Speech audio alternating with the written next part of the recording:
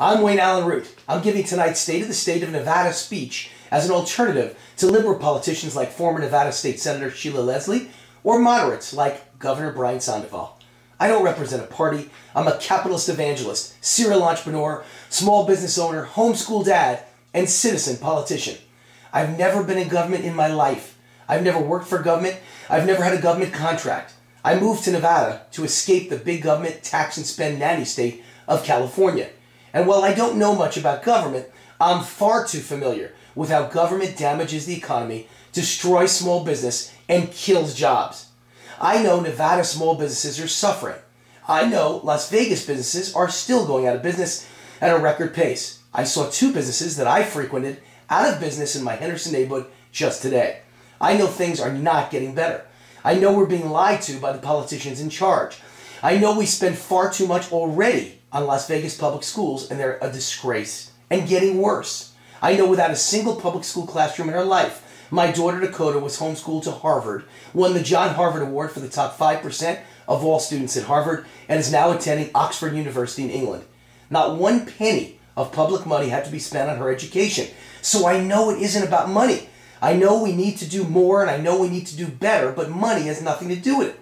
How much would be enough for the teachers' unions? Perhaps every dime we make? Would that be enough? I'm betting the teachers' unions would still ask for more, and the results wouldn't be any better.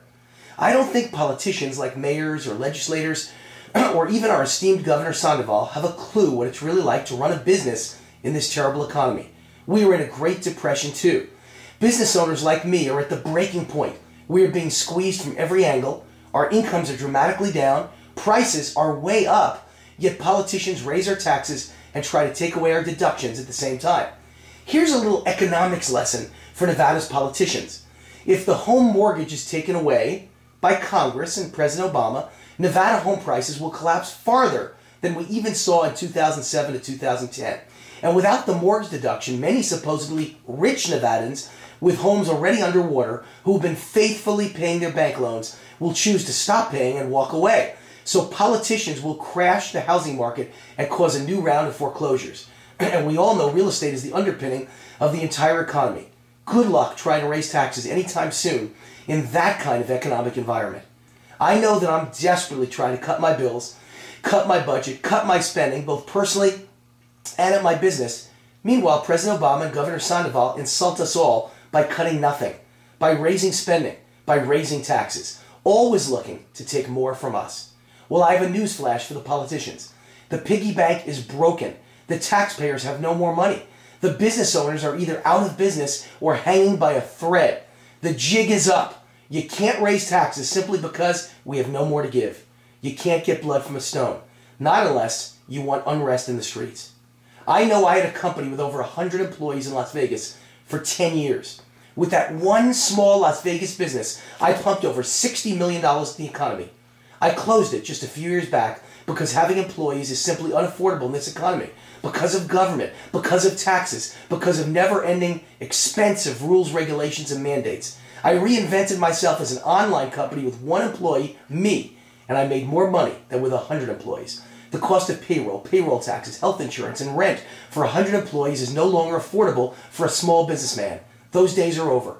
Congratulations to the politicians. You've done one hell of a job. But that means 100 Las Vegas citizens are out of a job. That's the real state of the economy. The reality is the politicians are destroying the economy with their solutions. Please stop helping us. We can't take it anymore. And let's not forget healthcare. Obama promised health insurance costs would drop $2,500 per family. Instead, they've increased $3,000 per family during just Obama's first term. With the advent of Obamacare, each of us will continue to see our rates skyrocket while quality of service declines, as it always does with government in charge. Please keep in mind that government fails at virtually everything it does. The U.S. Postal Service lost $15.9 billion last year, even though they have no competition as mandated by law. No private company has ever in history produced results like that.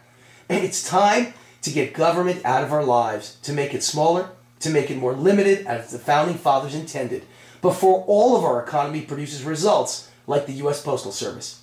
Yet Governor Sandoval is making government bigger and throwing our state in with Obamacare, the biggest government program in history, and certain to be the biggest money loser in history.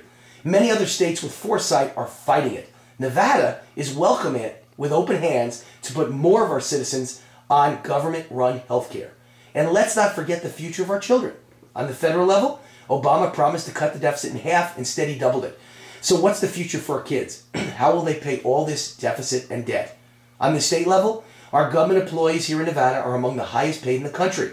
How will they pay for all the pensions of Nevada government employees, they being our children? We already have about $20 billion in unfunded liabilities just for the state of Nevada. What will this crushing debt do to our children? How will it affect their quality of life? How could we ask future taxpayers to pay bloated pensions for Nevada government employees when most taxpayers have no pension? How can we continue to allow government employees to retire at age 45 or 50 with $100,000 pensions when taxpayers and small business owners like me can never retire?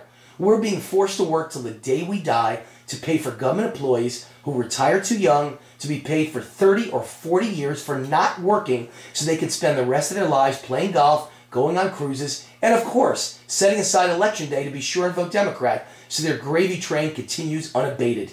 This can't go on. It's unsustainable. The answer is our future and our children's future here in Nevada has been damaged, if not outright destroyed, by big government politicians of both parties on the national level and here. Obama solved the fiscal cliff crisis, which was a debt crisis, by adding $4 trillion in new debt. In Nevada, we aren't too different. Governor Sandoval allows a temporary tax to be renewed, meaning we solve our crisis by asking taxpayers and small business owners who are hurting to pay more. This will not work. More Nevada small businesses will go out of business. More Nevada jobs will be lost. And where do these tax increases go? Look no further than the federal level. Obama claimed we desperately needed to raise taxes on the rich to prevent the so-called fiscal cliff. But then instead of using it to pay down the debt, he redistributed $40 billion to the biggest corporations and lobbyists in the world. Pure theft. Small business was robbed to pay for tax credits for Hollywood film producers and NASCAR owners, and companies in American Samoa, and rum companies based in Puerto Rico, and companies located on Indian reservations, all of whom made big contributions to Obama. This was the greatest theft since Bernie Madoff. And in Nevada, more of the same kind of thinking. Here's a list of 3 recent tax hikes that appeared on the ballot just this past November, as well as a bountiful list of new ones being mulled for 2013, courtesy of my good friend and taxpayer advocate, Chuck Muth. The Henderson Library District sought a property tax increase. Voters rejected it overwhelmingly. The Clark County School District sought a property tax increase. Voters rejected it overwhelmingly. The Carson City Library District sought a sales tax increase. Voters rejected it overwhelmingly. Here's upcoming ones. Elko is raising its gasoline tax. Nevada is raising its unemployment tax on employers. Governor Sandoval is seeking a sales tax increase. Governor Sandoval is seeking a business license fee tax increase. Governor Sandoval is seeking an increase in the employee head tax. Governor Sandoval is seeking an increase in vehicle registration fees. The teachers and other unions are seeking a new income tax on businesses.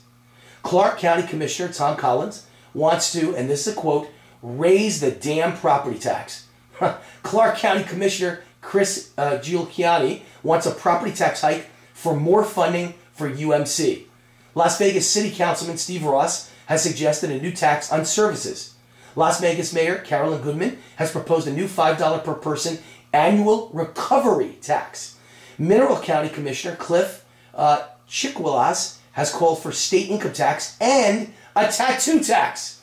Las Vegas Metropolitan Police Department is seeking a sales tax increase.